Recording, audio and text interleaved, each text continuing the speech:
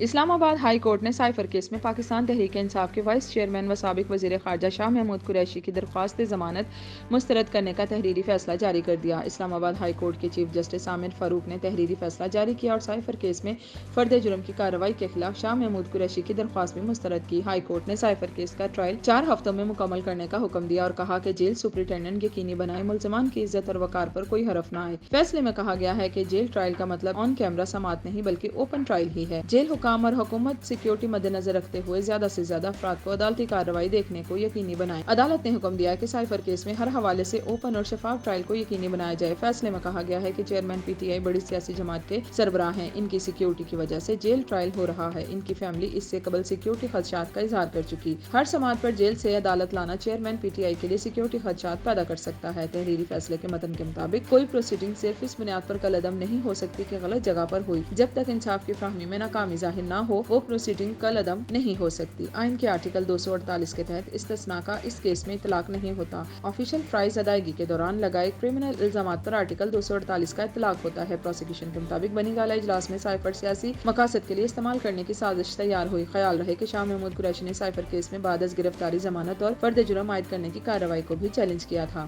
واضح رہے کہ پاکستان تحریک انصاف کے چیئرمین عمران خان اور شاہ محمود قریشی سائفر کیس میں ان دنوں جوڈیشل ریمانڈ پر جیل میں قید ہیں، جبکہ اسلام آباد ہائی کورٹ کے 2 رکنی بینچ نے جیل ٹرائل روک دیا ہے۔